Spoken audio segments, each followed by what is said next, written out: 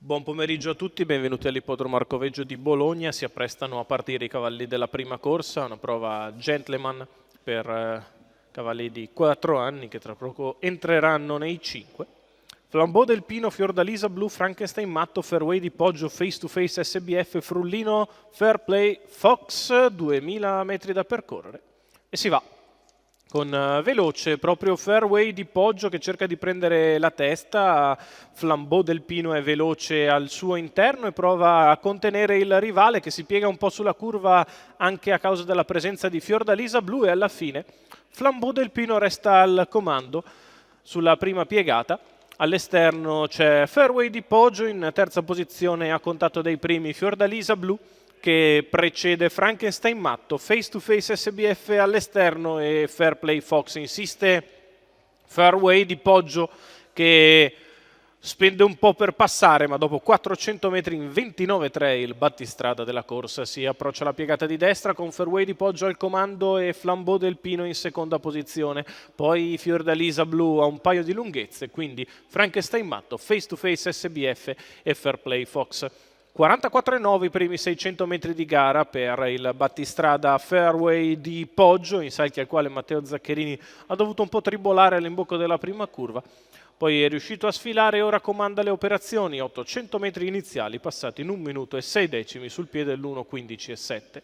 Flambeau del Pino si mantiene in seconda posizione alla corda, mentre l'avanzata allo scoperto è quella di Face to Face SBF, che Vittorio Miniero proietta in percorso esterno. Prova a coglierne la scia Frankenstein Matto.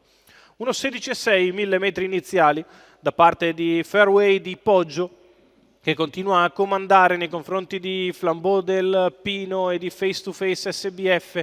In pariglia Frankenstein Matto, in corda Fiordalisa Blu e alla retroguardia Fair Play Fox.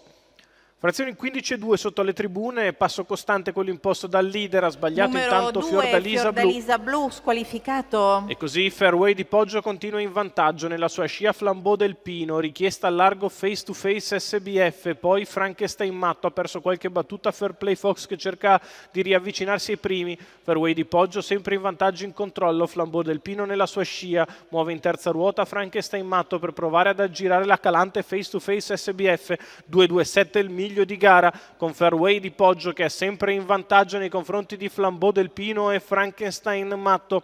Prova ad affacciarsi gradualmente Flambeau del Pino al salchi di Fairway di Poggio che a 200 dal palo ha sempre 1,5 di margine, entra in retta d'arrivo in vantaggio, stacca Fairway di Poggio che viene a confermare il ruolo di netto favorito, vince come vuole Matteo Zaccherini in salchi per il training di Paolo Romanelli, i colori della signora Karin Walter Mommert.